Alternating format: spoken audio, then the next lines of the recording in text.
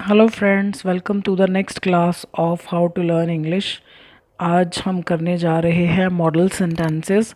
Model sentences वो sentences होते हैं जिनमें कोई काम नहीं हो रहा है लेकिन वर्ब फिर भी लगता है। वर्ब के बिना कभी कोई सेंटेंस नहीं बनता है।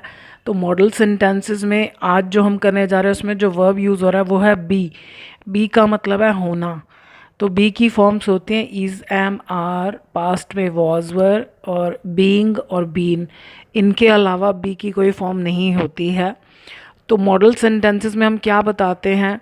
हम बताते हैं कि सब्जेक्ट कैसा है। जैसे योर ब्रदर, सब्जेक्ट के बाद वर्ब।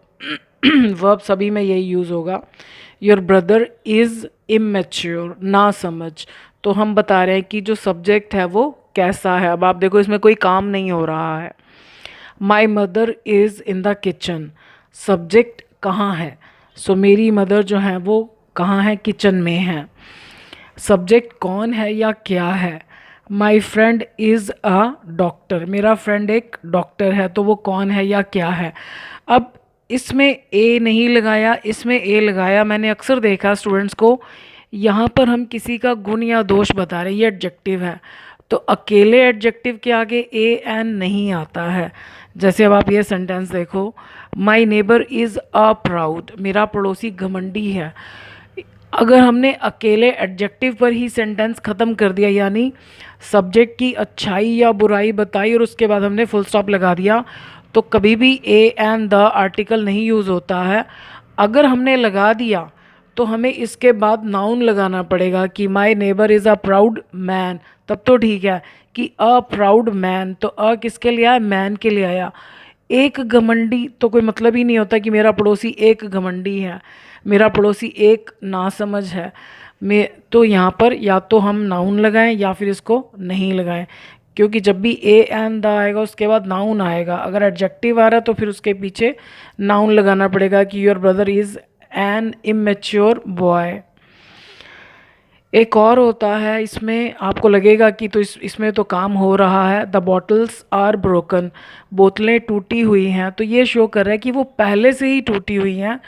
कुछ स्टूडेंट्स होते हैं कि ये प्रेजेंट परफेक्ट टेंस है। प्रेजेंट परफेक्ट टेंस का मतलब है कि काम खत्म हो चुका है। जैसे द बॉटल हैज़ ब्रोकन, यानी बोतल टूट गई है। तो इसमें हमें लग रहा है कि एक्शन हुआ है कि बोतल टूट गई है, जो कि पहले टूटी हुई नहीं थी।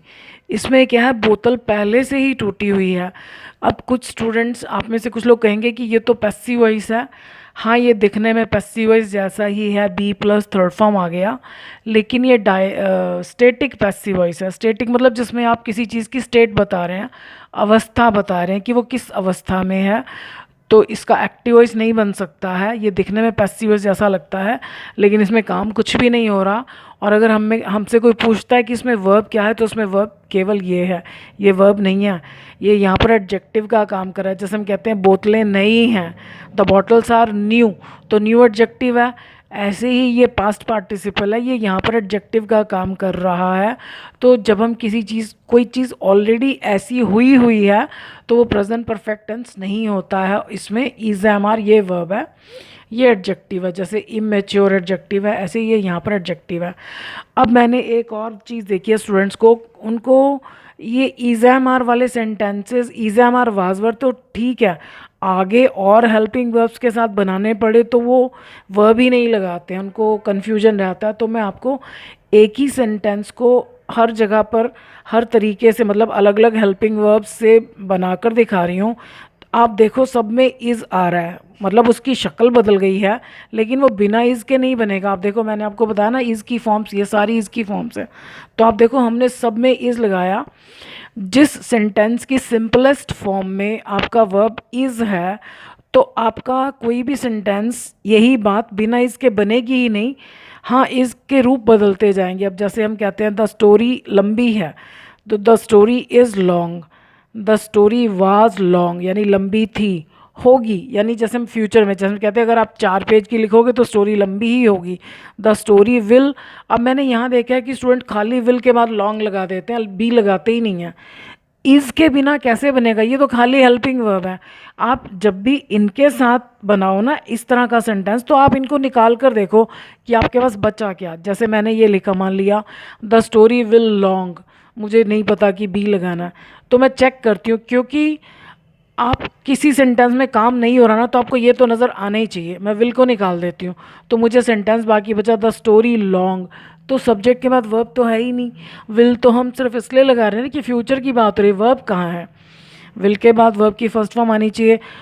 ये इस तरह का कोई भी सेंटेंस आपको परेशान करे ना कि लंबी हो भी सकती है, स्टोरी लंबी हुआ करती थी, नहीं समझ में आ रहा, तो आप सबसे पहले उसको सिंपल में बनाओ कि लंबी है, फिर देखो कि उसमें वर्ब क्या है, तो वो वर्ब आपको लगाना ही पड़ेगा। आप देखो मैंने सब में इज़ लगाया है, भले ही उसकी शक्ल बदल गई। The story is being long, अब जैसे कोई स्टोरी सुनाने में लगा हुआ तो हम उसको कहते हैं ये कहानी तो लंबी होती जा रही है, तो ये प्रेजेंट कॉन्टिन्यूस हो गया। The story is being long, ये देखो इज़ के साथ हमने ING लगा दिया तो बीइंग हो गया। The story was being long, like जैसे हम कहते हैं लोग सोने शुरू हो गए, क्यों, क्योंकि स्टोरी लंबी होती जा रही थी, सो the story was being long. कहानी बहुत लंबी रही है, मतलब ठीक है लेकिन लंबी रही है, ये प्रेजेंट परफेक्ट टेंस है। द स्टोरी हैज़, फिर वही is, been long. The story may be long, हो भी सकती है कहानी, नहीं भी हो सकती है। The story can be long, यानी आपको अलाउड है, हाँ हाँ हो सकती है, चलेगा। The story can be long. The story used to be long, हुआ करती थी, अब नहीं होती है। The story must be long, must be का मतलब एक तो होता है चाहिए, ज़रूर होनी चाहिए, यानी ये हमारी रिक्वायरमेंट है कि the story must be long, कि कहानी ज़रूर लंबी होनी चाहिए। या इसका एक मतलब ये भी होता है कि हम अंदाज़ा लगा रहे हैं कि ज़रूर कहानी लंबी होगी। ये होगी फ्यूचर की बात नहीं कर रहा, अभी की बात कर रहा है। आप जैसे अगर मैं आपसे कहूँ कि मेरी कहानी सुनने में आपको 1 घंटा लगेगा, तो आप कहते हो कहानी ज़रूर लंबी होगी। सो the story must be long. Must have, models में जब 2 हेल्पिंग वर्ब्स लग जाते हैं ना, साथ में हैव लग जाता है, तो ये हमेशा पास्ट की बात करते हैं और केवल कल्पना हो रही है, ऐसा कुछ हुआ नहीं। The story must have been long, sorry must have में तो हुआ होगा, बाकियों में बताऊंगी कि काम हुआ ही नहीं।